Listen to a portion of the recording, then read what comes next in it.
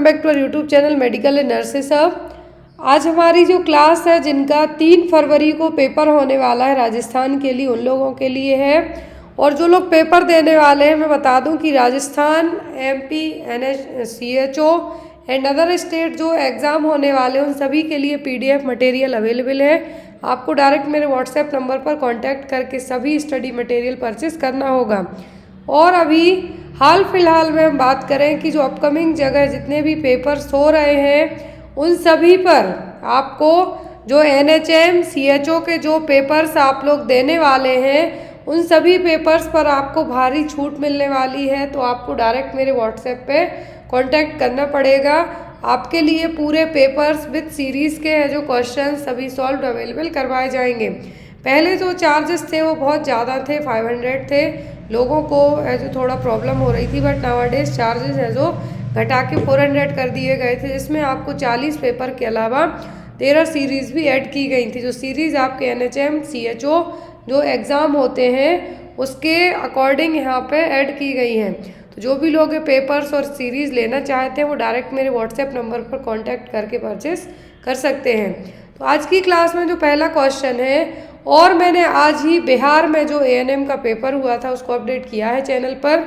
और जिन्होंने यदि अलग अलग शिफ्ट वाइज पेपर दिया हो तो वो लोग क्वेश्चन पेपर भेज सकते हैं, क्योंकि आंसर की आपकी आ गई है। BTSC की वेबसाइट पे जाइए, ऑब्जेक्शन लगाए जा रहे हैं। जिन भी क्वेश्चन में डाउट होता है आप उनमें ऑब्जेक्शन लगा सकते हैं। मैंने आज जो एक पेपर देखा जो अपलोड किया उसमें मुझे 2 क्वेश्चन में डाउट लगे हैं, तो वो मैंने आपको चैनल पर बताया हुआ है इस पेपर की आंसर की के साथ में ही, कि आप उस क्वेश्चन में हैं जो अपना डाउट क्लियर कर सकते हैं। तो यहाँ पर जो फर्स्ट क्वेश्चन है और साथ ही साथ जिनका DSSB के लिए पेपर है उनके लिए भी पेपर्स अवेलेबल हैं। DSSB वालों के लिए 2013 से 2019 तक के पेपर्स मिलेंगे, क्योंकि उसके बाद DSSB ने पेपर है जो कंडक्ट नहीं करवाया है। चलिए आज की क्लास को हम स्टार्ट करते हैं। पहला क्वेश्चन यहाँ पे ऐड किया गया है, वो आपका ये रहा, which test is used to check whether freeze sensitive vaccine have been damaged by exposure to temperature below 0 degree Celsius.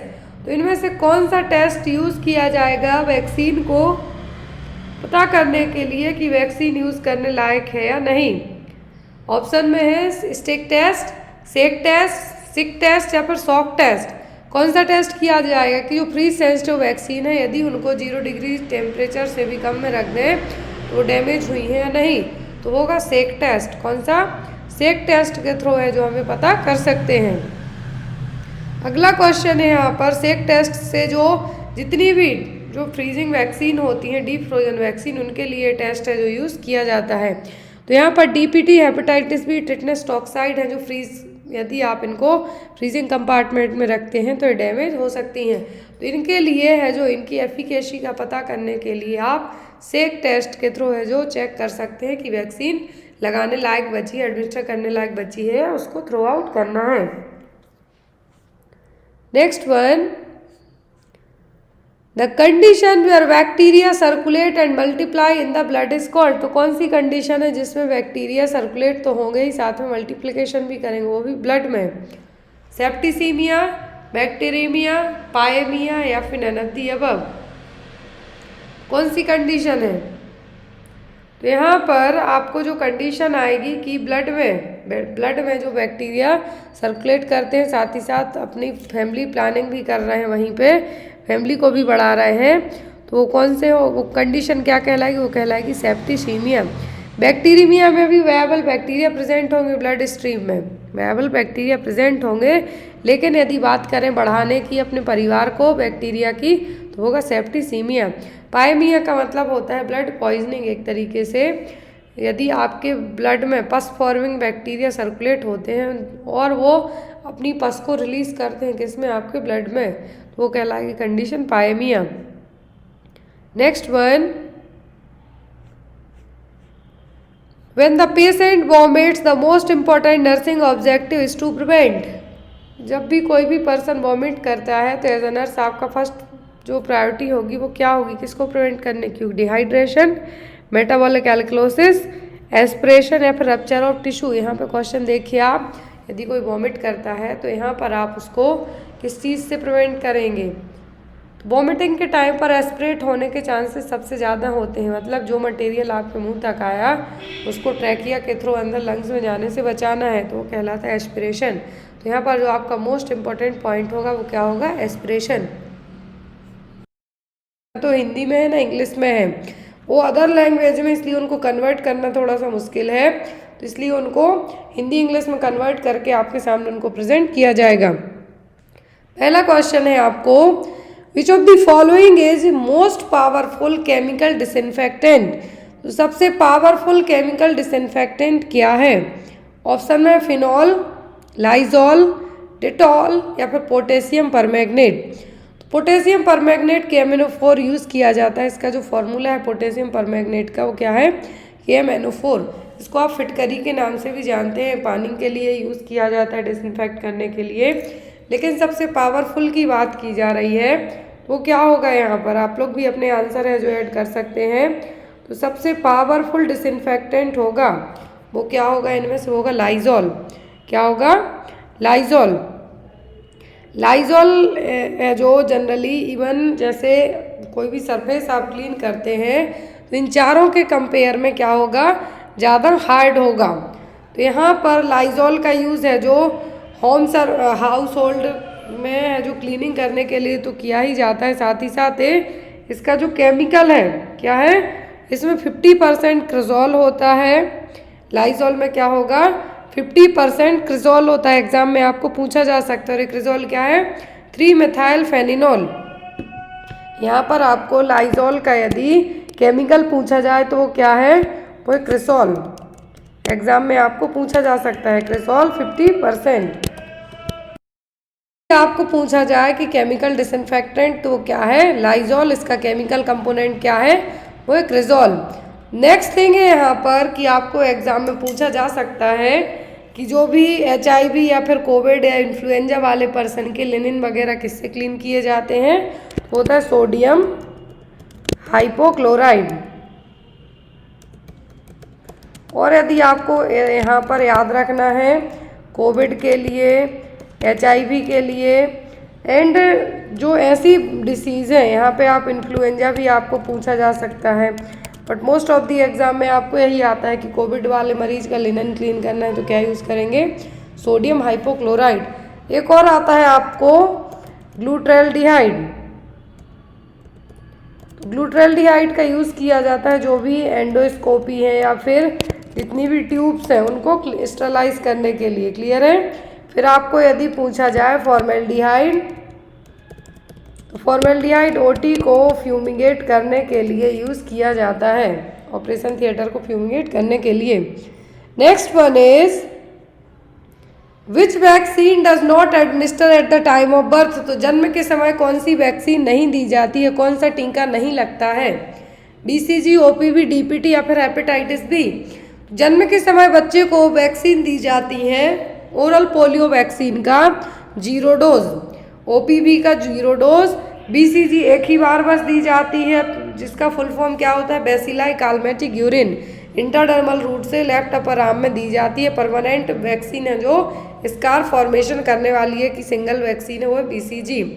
Next thing यहाँ पर BCG को ओनली 1 साल तक दे सकते हैं। एक तो जन्म से लेकर 1 महीने की उम्र तक डोज डिफरेंट होगा, लेकिन 1 महीने से 1 साल की उम्र तक दे सकते हैं तो इसका डोज डिफरेंट होगा।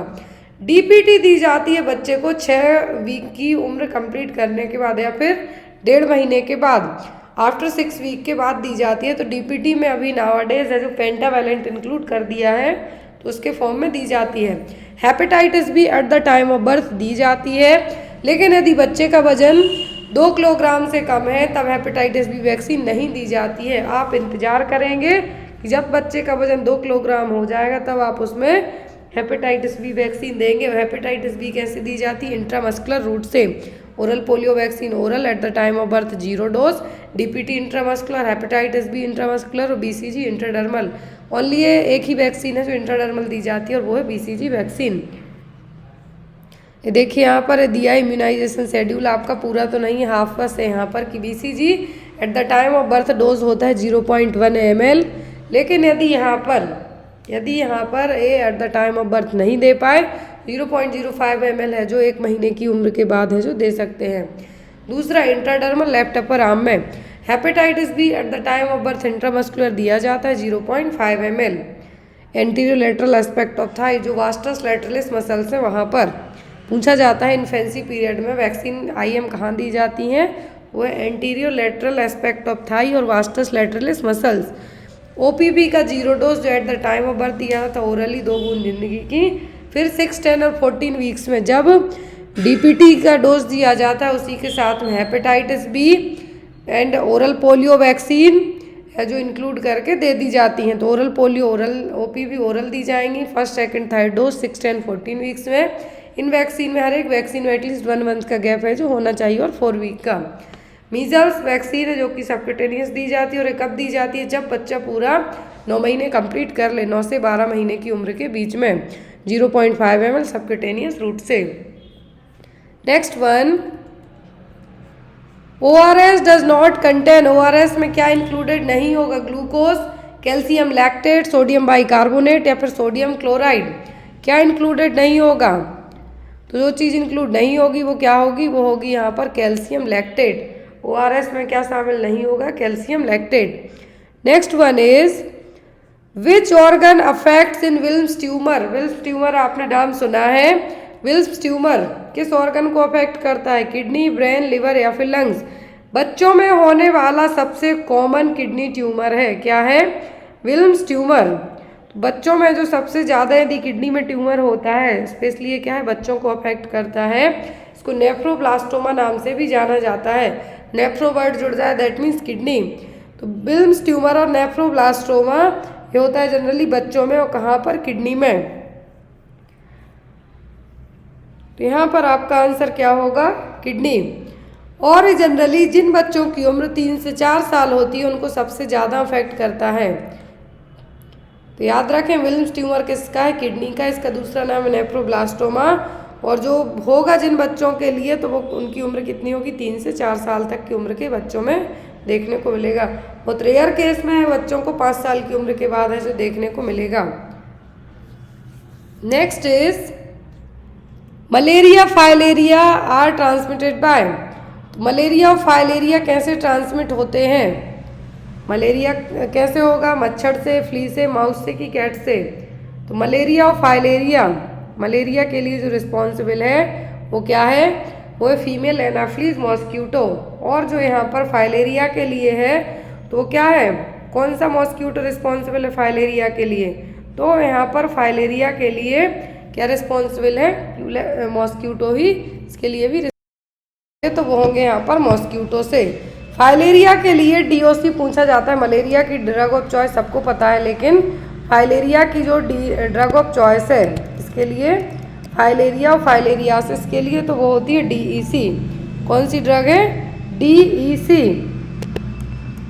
तो आपको ये ड्रग का नाम याद रखना है। फाइलेरिया के लिए जो ड्रग ऑफ चॉइस है, फाइलेरिया के लिए मेडिसिन क्या है, डायएथाइल कार्बामाजिन सिट्रेट, DEC नाम से आप याद रख सकते हैं। Next one is anganwadi worker is the part of. तो आंगनवाड़ी वर्कर किसका पार्ट है, ऑप्शन में है यहाँ पर ICDS, NHM, RBSK या फिर none of the above। तो आंगनवाड़ी वर्कर किसका पार्ट है, कौन सी स्कीम के तहत आए थे, इंटीग्रेटेड चाइल्ड डेवलपमेंट स्कीम के तहत, NHM के तहत या फिर RBSK राष्ट्रीय बाल स्वास्थ्य कार्यक्रम के तहत, किस प्रोग्राम के तहत आए थे। तो आंगनवाड़ी वर्कर आई थी ICDS के तहत, किसके तहत, ICDS के तहत। एक आंगनबाड़ी वर्कर है जो 1000 पॉपुलेशन के बीच में अपॉइंट की जाती है। नेक्स्ट वन, राष्ट्रीय बाल स्वास्थ्य कार्यक्रम आपको एग्जाम में आ सकता है, NHM पूछ सकते हैं, ICDS पूछ सकते हैं। तो इसका जनरली ICDS का बेनिफिशियर्स ग्रुप पूछते हैं या फिर इसमें क्या क्या सर्विसेज प्रोवाइड की जाती हैं। Next one, functional unit of kidney. Kidney की फंक्शनल यूनिट क्या है, न्यूरॉन, सेल्स, नेफ्रॉन, नेफ्रोब्लास्टोसिस। क्या है किडनी की फंक्शनल यूनिट, सबको पता है, तो वो है नेफ्रॉन। क्या है, nephron. Next one, the most difficult time to control diabetes during maternity cycle is. Maternity period के टाइम पर डायबिटीज को कंट्रोल करना किस टाइम पर सबसे डिफिकल्ट होगा, फर्स्ट ट्राइमेस्टर में, लास्ट में, लेबर डिलीवरी में कि परपीरियम पीरियड में। परपीरियम का मतलब है कि आफ्टर द डिलीवरी के बाद के 6 वीक। फर्स्ट ट्राइमेस्टर का मतलब है इनिशियल जो टाइमिंग है 4 महीने वाली वो। तो यहाँ पर 3 ट्राइमेस्टर में प्रेगनेंसी डिवाइड की जाती है, फर्स्ट में 3 महीने, सेकंड में 3 महीने और लास्ट में 3 महीने। तो फर्स्ट ट्राइमेस्टर में डायबिटीज़ को कंट्रोल करना उतना रिस्की नहीं होगा एज़ कम्पेयर टू लेबर और डिलीवरी के टाइम पर। क्यों? क्योंकि इस टाइम पे ब्लीडिंग भी बहुत ज़्यादा होगी, ब्लड शुगर लेवल भी आपका फ्लक्चुएट हो सकता है। तो यहाँ पर लेबर और डिलीवरी के टाइम पर सबसे ज़्यादा रिस्की रहेगा किसको कंट्रोल करना? डायबिटीज़ को कंट्रोल करना। Next is bleeding after 24 hour of delivery is considered as postpartum haemorrhage. प्रसव के 24 घंटे के बाद तो ब्लीडिंग हो रही है उसको पोस्टपार्टम हेमरेज माना जाता है जब कितने ml ब्लड का लॉस हो? More than 400 ml, more than 500, more than 700, more than 1000 ml। कितने ml से ज़्यादा का ब्लड लॉस होगा तब 24 घंटे के बाद डिलीवरी के पोस्टपार्टम हेमरेज कंसीडर किया जाएगा। तो होगा 500 ml से ज़्यादा। कितना? Blood loss more than 500 ml। कितना? 500 ml से ज़्यादा ब्लड लॉस होगा तो उसको क्या कंसीडर किया जाएगा? Postpartum haemorrhage. पोस्टपार्टम हेमरेज जो मेन रीज़न होता है पीपीएच का वो क्या होगा? वो यूट्राइन एटोनिसिटी। यूट्राइन की जो यूट्रस मसल्स है उनकी टोन क्या हो जाना? डिस्टर्ब हो जाना, इसको कहा जाता है uterine atonicity. Most common reason है पीपीएच का। फिर आता है रिटेंड प्लेसेंटा। सेकेंडरी पीपीएच का जो रीज़न है वो क्या है? Retained placenta. मतलब डिलीवरी हो गई, 30 मिनट तक हो गए बेबी एक्सपल्सन के बाद प्लेसेंटा बाहर नहीं आया, यदि आया भी है तो प्लेसेंटा के कुछ पार्ट्स हैं जो अंदर ही रह गए, उसके कारण भी ब्लीडिंग हो सकती है। तो इसको क्या कहा जाता है? Retained bits of placenta. Next one, which is the most common and ideal pelvis. ये क्वेश्चन तो भी बहुत ज़्यादा नर्सिंग एग्जाम में आता है, चाहे आप जीएनएम, एएनएम, सीएचओ कोई सा भी एग्जाम दे रहे हो। सबसे कॉमन आइडियल पेल्विस क्या है? गायनेकॉइड, एंड्रॉइड, प्लेटिप्लॉइड या फिर एंथ्रोपॉइड। 4 तरीके की पेल्विस होती हैं, लेकिन जो सबसे आइडियल होती है डिलीवरी के लिए, लेबर के लिए होती है गायनेकॉइड पेल्विस। क्या है? Gynaecoid pelvis. Next is difference clinical feature of eclampsia from pre eclampsia. तो ये कौन सा फीचर है जो एक्लेम्सिया को प्री एक्लेम्सिया से अलग रखता है? हाइपरटेंशन, एडिमा, प्रोटीन यूरिया या फिर सीजर्स। तो बीपी हाई होता है, प्रेगनेंसी इंड्यूस्ड ब्लड प्रेशर की कंडीशन है, इसको कहा जाता है एक्लेम्सिया, प्री एक्लेम्सिया। प्री मतलब पहले, एक्लेम्सिया जुड़ गया मतलब प्री हट गया, तो क्या है? ओनली एक्लेम्सिया है। तो अब एक्लेम्सिया और प्री एक्लेम्सिया के बीच का जो डिफरेंस है वो क्या होगा? बीपी बढ़ेगा, स्वेलिंग भी होती है, प्रोटीन यूरिया भी होगा। सीजर्स, तो सीजर्स कभी भी प्री एक्लेम्सिया में नहीं आते हैं, ये एक्लेम्सिया में आते हैं, इसीलिए इन सीजर्स को एक्लेम्प्टिक फिट्स के नाम से भी जाना जाता है। याद रखें एक्लेम्प्टिक फिट्स, तो आपको इजीली याद रहेगा कि एक्लेम्सिया और प्री एक्लेम्सिया के बीच का जो एक डिफरेंस है, प्री एक्लेम्सिया में बीपी बढ़ेगा, एडिमा होगा, प्रोटीन यूरिया होगा, ब्लड विजन होगा, हेडेक होगा, लेकिन इसमें सीजर्स नहीं आएंगे। सीजर्स आते हैं कब? एक्लेम्सिया में, इसीलिए इसको एक्लेम्प्टिक फिट्स के नाम से भी जाना जाता है। Next thing, drug of choice. तो ड्रग ऑफ चॉइस होती है एक्लेम्सिया को ट्रीट करने के लिए MgSO4। क्या है? MgSO4, magnesium sulphate. Next one, primary feature of cervical cancer include. तो सर्वाइकल कैंसर के प्राइमरी फीचर्स क्या हैं? हेडेक, रेगुलर मेंस्ट्रुअल, पॉलीयूरिया या फिर एनोरेक्सिया। क्या है सर्वाइकल कैंसर के जो features?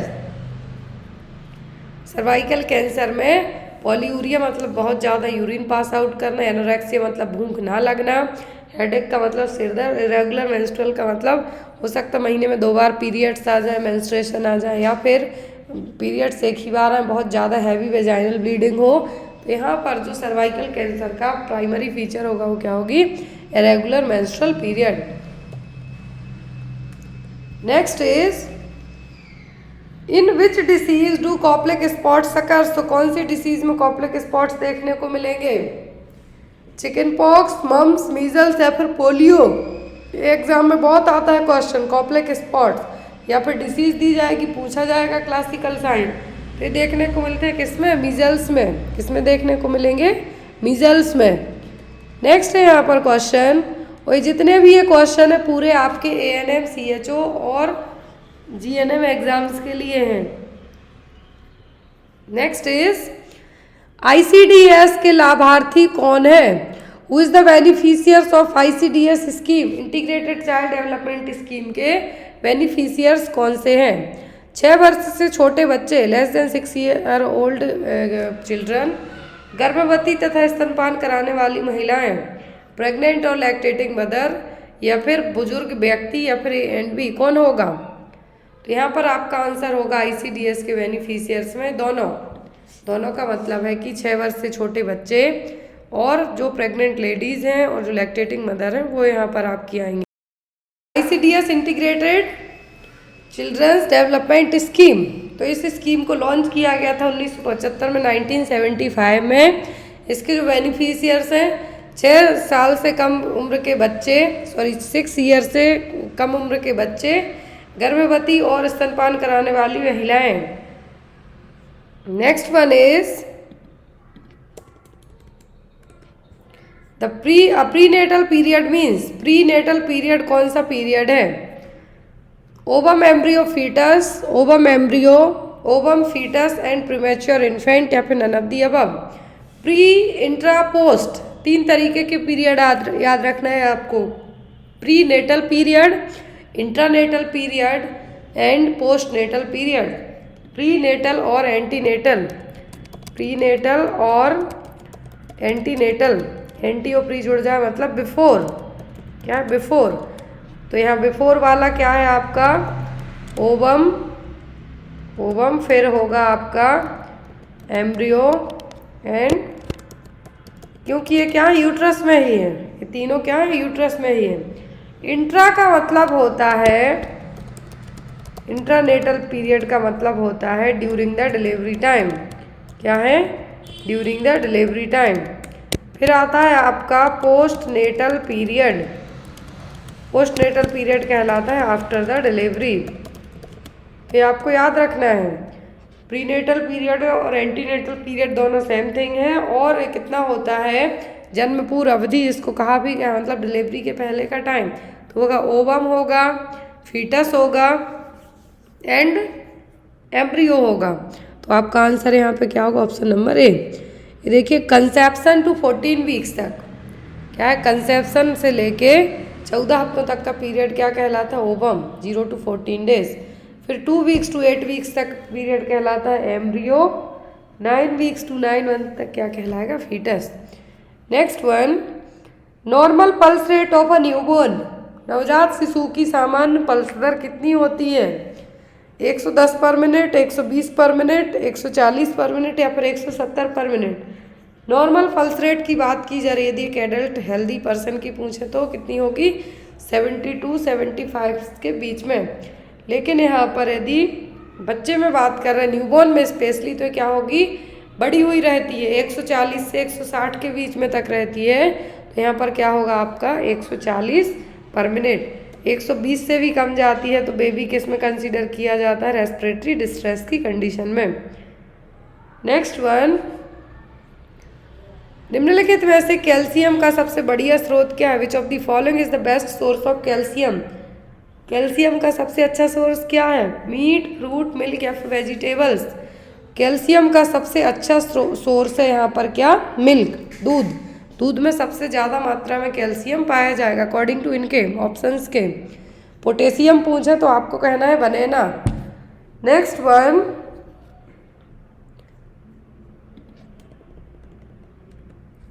Normal body weight of a newborn baby, तो एक न्यूबॉर्न का नॉर्मल वजन कितना होता है at the time of birth? 4 kg, 2.5 kg, 1.5 kg, या फिर 3.8 kg। Normal birth weight consider किया जाता है 2.5 kg और 2500 ग्राम, कितना 2500 ग्राम या फिर 2.5 kg। तो यहाँ पर आपका आंसर क्या होगा 2.5 kg। यदि इससे कम है दैट मीन्स बच्चा क्या है लो बर्थ वेट बेबीज के तौर पे कंसीडर किया जाएगा। नेक्स्ट इज बच्चे को पूरक आहार कब शुरू कर देना चाहिए? When should the child start complementary food? Complementary food कब स्टार्ट करना चाहिए? 6 मंथ तक तो only exclusive breast feeding, other than कुछ भी नहीं, इवन पानी भी नहीं। 6 महीने तक क्या है, only breast milk. After 6 month की एज के बाद बच्चे को कॉम्प्लीमेंट्री फूड देना, और जिसको आप क्या कहेंगे, वीयनिंग।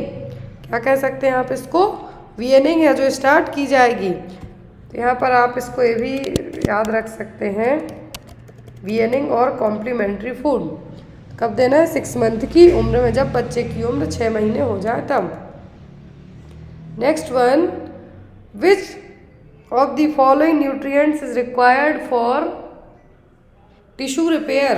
तो टिश्यू रिपेयरिंग के लिए कौन से पोषक तत्व जरूरी हैं, विटामिन, कार्बोहाइड्रेट, फैट या फिर प्रोटीन। कौन से पोषक तत्व जरूरी है टिश्यू रिपेयरिंग के लिए, तो होंगे प्रोटीन। क्या होंगे, protein. Next one is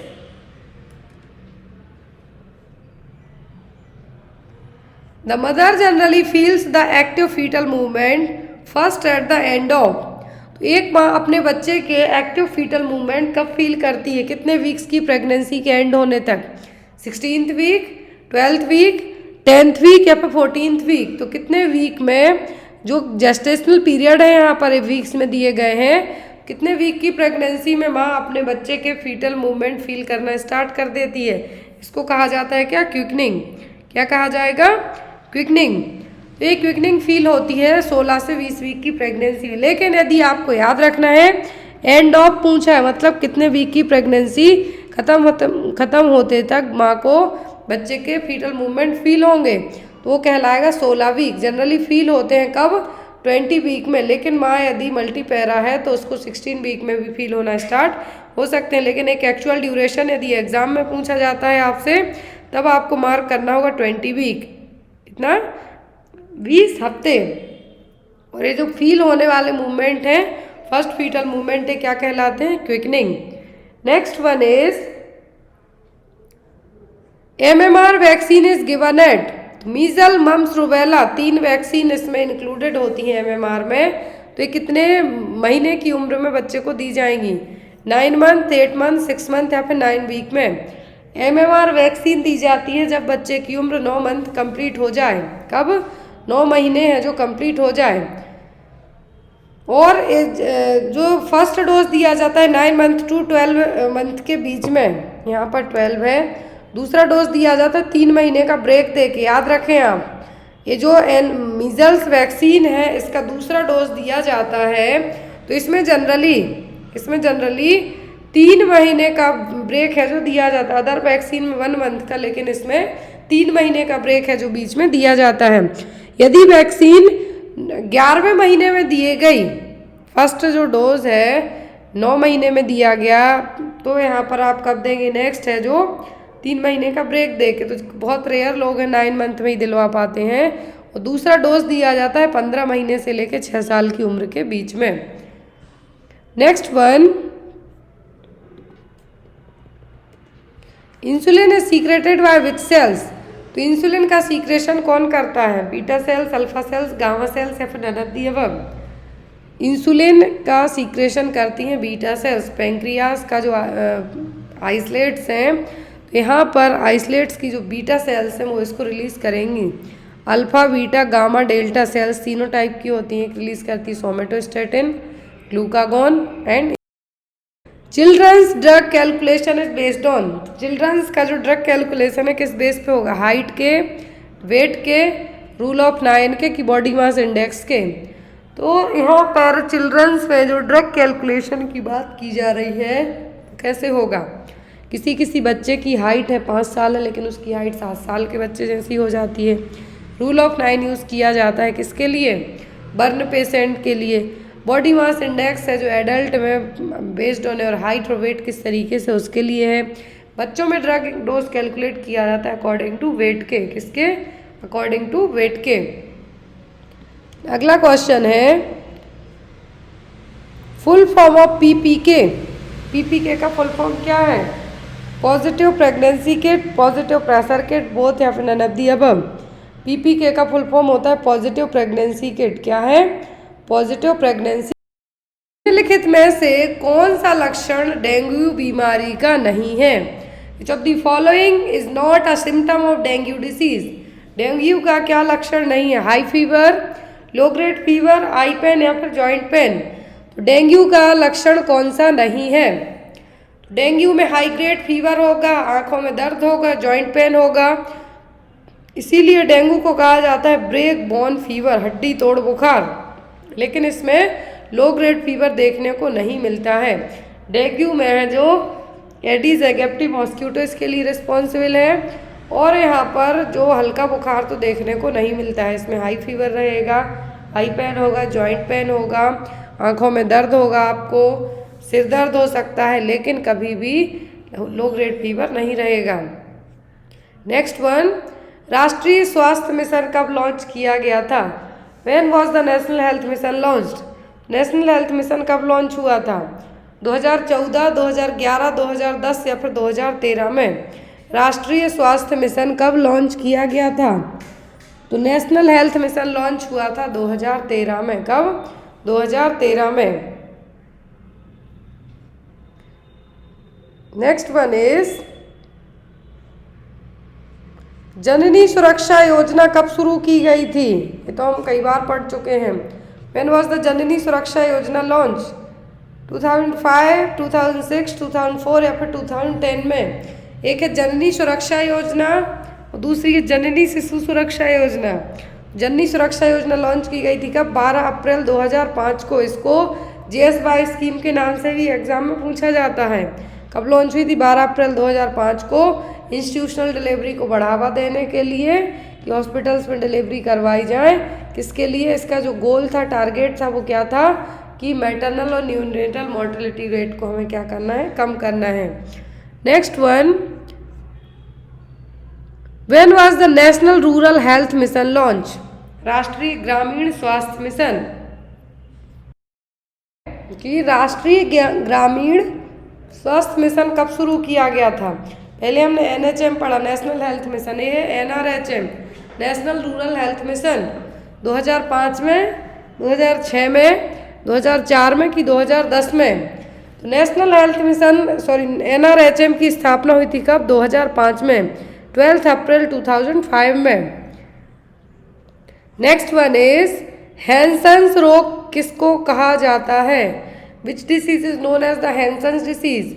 tetani, tuberculosis, leprosy या फिर पैरालिसिस? टिटेनी तो एक साइन है, क्लासिकल साइन, कैल्शियम की कमी होने के कारण। फिर है टीबी, ट्यूबरक्लोसिस के लिए क्या कहा जाता है? Barometer of society. और यहाँ पर फिर है लेप्रोसी का दूसरा नाम है Hansen disease. Mycobacterium leprae responsible है लेप्रोसी के लिए और ट्यूबरकुलाई रिस्पॉन्सिबल है टीबी के लिए। तो यहाँ पर हैंसन डिसीज का दूसरा नाम क्या है? वो है leprosy. Next one, which vaccine is not included in the national immunisation schedule? तो राष्ट्रीय टीकाकरण अनुसूची में कौन सा टीका शामिल नहीं है? OPV, BCG, टाइफॉइड या फिर मीजल्स? इम्यूनाइजेशन शेड्यूल में कौन सा टीका शामिल नहीं किया गया है? तो OPV है, BCG है, मीजल्स, लेकिन टाइफॉइड नहीं है। Next one, who takes charge of the in charge the absence of doctor in the primary health centre? प्राथमिक स्वास्थ्य केंद्र में डॉक्टर की अनुपस्थिति में कौन कार्यभार ग्रहण करेगा? ANM, आशा, CHN या फिर नन ऑफ द अबव? तो यदि प्राइमरी हेल्थ सेंटर में डॉक्टर अवेलेबल नहीं है तो जनरली CHO यहाँ पे कार्यभार संभाल सकती हैं। यहाँ पर आप टेम्पररी कार्यभार संभाल सकती हैं। तो यहाँ पर आपका आंसर क्या होगा? CHN और community health nurse. Next one is, Vande Mataram scheme launch in which year? तो वंदे मातरम योजना किस वर्ष में शुरू की गई थी? 2005, 2006, 2004 या फिर 2010 में? वंदे मातरम स्कीम आई थी 9 फरवरी 2004 को। 9 फरवरी 2004 को मैटरनल और न्यूनेटल मोर्टेलिटी रेट को कम करने के लिए, डेथ को प्रिवेंट करने के लिए, सेफ मदरहुड के लिए प्रोग्राम है जो लाया गया था 9 फरवरी 2004। Next one, when was the first phase of pulse polio programme started? Pulse polio programme की पहली फेज कब स्टार्ट हुई थी? 1998 में, 1988, 1995 या फिर 1990 में? कब स्टार्ट हुई थी पल्स पोलियो प्रोग्राम की पहली फेज? तो ये स्टार्ट हुई थी 1995, 1995 में। नेक्स्ट वन है आपको question, BBM stand for. BBM का फुल फॉर्म क्या है? ये क्वेश्चन MPCHO 2019 में पूछा गया था। Vaccine viability monitor, vaccine vial monitor, vaccine verification monitor या फिर वायरल वायबिलिटी मॉनिटर। BBM का मतलब होता है वैक्सीन वायल मॉनिटर। यहाँ पर जो वैक्सीन वायल ये यूज़ किया जाता है कि वैक्सीन यूज़ करने लायक है या नहीं, उसको चेक करने के लिए। यदि आउटर सर्किल ज़्यादा डार्क है, इनर सर्किल वाइट है, तो यूज़ कर सकते हैं। आउटर सर्किल क्या है? सेम एज है, लेकिन जो इनर सर्किल है थोड़ा सा क्या हुआ है? डार्क हुआ है, लेकिन वो वाइट है, तब भी यूज़ कर सकते हैं। लेकिन आउटर और इनर सेम कलर के हो जाए तब डिस्कार्ड कर देना है। यदि इनर स्क्वायर आउटर स्क्वायर से ज़्यादा डार्क हो जाए तब भी डिस्कार्ड कर देना है वैक्सीन। तो यहाँ पर आपको BBM याद रखना है, वैक्सीन की पोटेंशियली चेक करने के लिए कि वैक्सीन यूज़ करने लायक है नहीं, उसके लिए यूज़ किया जाता है। नेक्स्ट क्वेश्चन है यहाँ पर, 9 माह की एज में विटामिन ए की कितनी डोज दी जाती है? How much dose of vitamin A are given at 9 month of age? यदि बच्चे की उम्र 11 महीने है, कितनी डोज विटामिन ए की दी जाएगी? विटामिन ए प्रोफाइलैक्सिस प्रोग्राम के तहत बच्चे को ये डोज कितनी दी जाएगी? 50,000, 1 लाख, 2 लाख, 3 लाख आयु कितनी दी जाएगी? यदि बच्चे की उम्र 6 महीने से कम होती है तब दिया जाता है कितना? 50,000। कितना? 50,000। 6 महीने से 1 साल तक की उम्र में दिया जाता है 1 लाख यूनिट। तो यहाँ पर आपका आंसर क्या होगा? 1 लाख। कितना होगा? 1 लाख आयु। नेक्स्ट इज, किस वस्तु को कोरोना वायरस से संक्रमण मुक्त करने के लिए रासायनिक पदार्थ का उपयोग किया जाता है? Which chemical use to decontaminate the surface with corona virus? COVID वाला वायरस है तो जो वहाँ की सरफेस क्लीन करनी है किससे करेंगे? फॉर्मेल्डिहाइड, मिथेनॉल, ग्लूटाल्डिहाइड या फिर सोडियम हाइपोक्लोराइड? मैंने स्टार्टिंग क्लास में ये क्वेश्चन आपको पढ़ाया है अभी। तो ये सोडियम हाइपोक्लोराइड। क्या है? Sodium hypochloride. Next one, multi drug resistant tuberculosis के इलाज की अवधि कितनी होती है? What is the treatment duration for multi drug resistant TB? कम से कम 6 से 8 माह है, 12 महीने, 20 से 24 महीने या फिर 24 से 27 महीने। कितना महीने तक इलाज चलेगा? जो मल्टी ड्रग रेसिस्टेंट TB है यदि तो यदि कैटेगरी फर्स्ट डॉट्स में पूछें तो 6 मंथ होती है एटलीस्ट, लेकिन यहाँ पर पूछा गया है मल्टी ड्रग रेसिस्टेंट TB में तो वो होगी कम से कम 24 से 27 महीने तक। कितना? 24 से 27 महीने तक। नेक्स्ट क्वेश्चन है आपका, what is the minimum interval between the 2 vaccination of a tetanus toxoid for a pregnant women? गर्भवती महिला को टिटनस टॉक्साइड के 2 टीके लगने हैं, वैक्सीन लगने हैं। दोनों के बीच में कम से कम कितना अंतराल होना चाहिए? कम से कम 1 सप्ताह, 2 सप्ताह, 4 सप्ताह या फिर 12 सप्ताह का। फर्स्ट डोज दिया जाता है जनरली 4th मंथ में, सेकंड दिया जाता है 5th मंथ की प्रेगनेंसी में। तो यहाँ पर जो बीच का गैप है इन वैक्सीन में कितना होता है? 1 महीने का एटलीस्ट दिया जाना चाहिए, और वो होगा कम से कम क्या? 4 सप्ताह का बीच में ब्रेक होना चाहिए। नेक्स्ट वन, निम्नलिखित में से कौन सी जन्म के समय दी जाती है? विच vaccine is given eight the time of birth? BCG OPV hepatitis B, BCG OPV hepatitis C, BCG या फिर BCG OPV पेंटावैलेंट। तो यहाँ पर जन्म के समय दी जाने वाली वैक्सीन में होती है BCG OPV hepatitis B vaccine और विटामिन K का इंजेक्शन हेमरेज से प्रिवेंट करने के लिए। तो यहाँ पर आपका आंसर क्या होगा? BCG OPV and hepatitis B। Next question है यहाँ पर, what is the cause of कोविड-19? तो कोविड-19 के लिए क्या रिस्पॉन्सिबल है? Bacteria, virus, fungal, protozoa. तो यहाँ पर बहुत इजी सा क्वेश्चन है। तो इसके लिए जो रिस्पॉन्सिबल है वो क्या होगा? वो होगा वायरस। क्या होगा? वायरस। सार्स, यहाँ पर नाम पूछ सकते हैं तो क्या है? सार्स कोविड-19 virus. Next one is, which type of rehabilitation in which restoration of body function? कौन सा रिहेबिलिटेशन है जिसमें आपकी बॉडी दोबारा से काम करने लायक बन जाती है? Vocational, primary prevention, social rehabilitation, none of the above. तो कौन सा रिहेबिलिटेशन होगा जिसमें बॉडी रिस्टोर करेगी अपनी फंक्शनिंग के लिए? तो होगा आपका वोकेशनल रिहेबिलिटेशन। क्या होगा? Vocational rehabilitation. नेक्स्ट वन है which communicable disease are most difficult to block the spread of. तो कौन सी कम्युनिकेबल डिसीज है जिसको ब्लॉक करना आसान नहीं होगा, बहुत कठिन होगा? Vector borne, man to man, airborne या फिर वाटर बॉर्न? ब्लॉक करना बहुत डिफिकल्ट होगा। वेक्टर बॉर्न में जो वेक्टर रिस्पॉन्सिबल है उसको मार दो, उसके जो भी वेक्टर रिस्पॉन्सिबल है, मान लीजिए किसी के लिए मलेरिया है तो आप उसको मलेरिया के लिए अलग अलग तरीक़ों से मार सकते हैं। मैन टू मैन है तो भी कंट्रोल कर सकते। वाटर बॉर्न है तो जो पानी की सप्लाई हो रही है उसको ट्रीट कर सकते।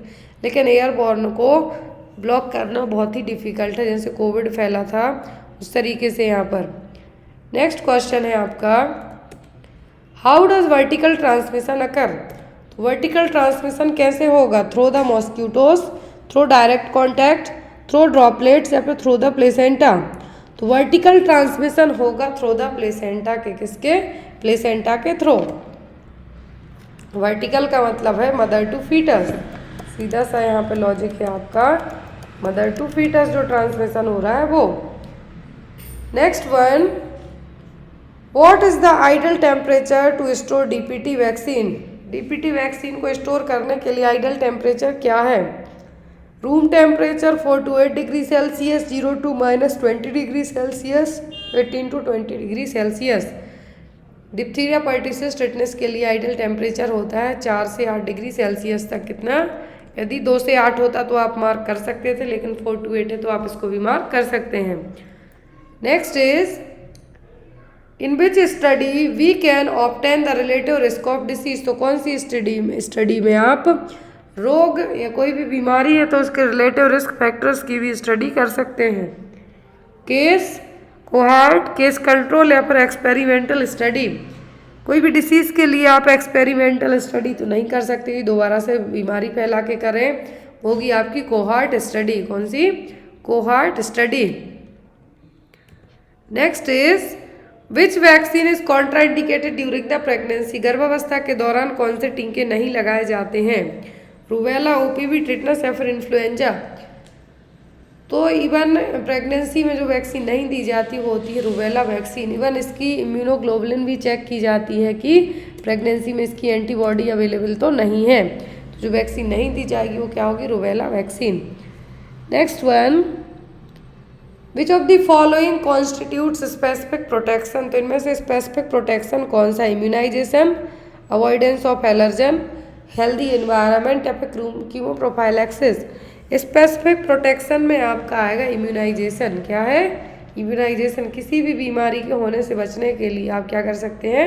वैक्सीनेशन करा सकते हैं। तो यहाँ पर आपका आंसर क्या होगा? Immunisation. Next one which category describe that keeping the frequency of illness within acceptable limits.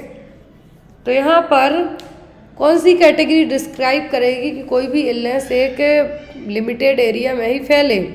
Control, prevention, eradication या फिर सर्वेलेंस। तो कैटेगरी क्या कहलाएगी? कंट्रोल। किसी भी बीमारी को आप एक नियंत्रित जगह तक फैलने ही दे सकते हैं, तो कहलाएगा उसको कंट्रोल करना। एरेडिकेट का मतलब है कि उस बीमारी से मुक्त करना। Next one what is the main purpose of sentinel surveillance. तो सेंटिनल सर्वेलेंस का मेन एम क्या है? To find out the total number of cases, for intervention of the therapeutics, to depict natural history of the disease, prevention of sentinel piles. क्या होगा यहाँ पर? Sentinel surveillance का main purpose वो होगा टोटल नंबर ऑफ केसेस, कितने case हुए हैं उस बीमारी के, उसका पता लगाना। Next one what is the purpose of adding of citrate in oral rehydration solution. ORS में आप सिट्रेट और नींबू ऐड कर देंगे तो इसका रीज़न क्या है? Improve sodium chloride absorption, correct acidosis, increase its self life या फिर increase glucose absorption. Citrate add करने का जो रीज़न है ORS में वो होगा सेल्फ लाइफ को बढ़ाना। जो सेल्फ लाइफ है क्या? उसको बढ़ाना ORS ओनली कभी भी घोला हो लेकिन विद इन 24 आवर तक ही यूज़ करना है। आफ्टर 24 आवर आपको इस डिस्कार्ड कर देना है। Next is which of the following statement is correct regarding cholera vaccine. Cholera vaccine को लेके सही स्टेटमेंट क्या है? It is given at interval of 6 month, long lasting immunity, not useful in epidemics, not given orally. Cholera की जो vaccine है इसको लेके गलत पॉइंट होगा क्या कि एक तो ये शॉर्ट एक्टिंग है, लंबे 6 महीने से ज़्यादा के लिए काम नहीं करेगी, और ये एपिडेमिक्स एरिया में यदि बड़े पैमाने पे फैलता है तो भी हेल्पफुल नहीं होगी, ओरली नहीं दी जाती है। तो यहाँ पर जो आपका इनकरेक्ट स्टेटमेंट होगा वो लॉन्ग लास्टिंग इम्यूनिटी। जो कोलेरा वैक्सीन है इससे 6 महीने से कम के लिए इम्यूनिटी मिलेगी, ना कि ज़्यादा के लिए। तो यहाँ पर आपका आंसर क्या होगा? लॉन्ग लास्टिंग इम्यूनिटी, क्योंकि ये शॉर्ट एक्टिंग है ना कि लॉन्ग लास्टिंग होगी। Next one, what is the absolute contraindication of pertussis vaccine. तो पर्ट्यूसिस वैक्सीन यदि किसी को दी जानी है तो उसका कॉन्ट्राइंडिकेशन क्या होगा? डायरिया, फीवर, माल न्यूट्रिशन या फिर कन्वर्जन। किस केस में पर्ट्यूसिस वैक्सीन नहीं देंगे? तो होगा कन्वर्जन, फिट्स, सीजर्स आना। जब किसी बच्चे को सीजर्स या फिर फिट्स आते हों या फिर हिस्ट्री रही हो तो उसको क्या है? पर्ट्यूसिस वैक्सीन नहीं दी जाती। Next one, how much chlorine will be available after fresh preparing for of bleach. तो ब्लीच में कितनी क्लोरीन होगी? 20%, 30%, 33% या फिर 40%। How much chlorine will be available after fresh preparing of bleach, तो होगी इसमें 33%। कितना? 33%। Next question, which of the following disease is not required isolation to break transmission. कौन सी डिसीज में आइसोलेशन की जरूरत नहीं है? मीजल्स में, मम्स में, चिकन पॉक्स की, टिटनस में। यहाँ पर इसका आंसर आप लोग कमेंट बॉक्स में देंगे। आई होप आपको ये आज की क्लास अच्छी लगी हो। लास्ट का जो आपका सीधा सा क्वेश्चन है कि कौन सी बीमारी में आइसोलेशन की जरूरत नहीं पड़ेगी? मीजल्स, मम्स, चिकन पॉक्स या फिर टिटनस। दैट मीन्स यहाँ पर isolation to break the transmission. जैसे कोविड में आइसोलेशन की थी, टीबी में है, लेप्रोसी में, लेकिन इसमें नहीं है। तो यहाँ पे आप इसका आंसर ज़रूर बताइए। आप आई होप आपको क्लास अच्छी लगी हो। और जो भी लोग ANM CHO के पेपर लेना चाहते हैं डायरेक्ट मेरे व्हाट्सएप नंबर पर कांटेक्ट करके पेपर्स ले सकते हैं। मेरा व्हाट्सएप नंबर डिस्क्रिप्शन बॉक्स में आपको मिल जाएगा। Thank you, have a good day, take care.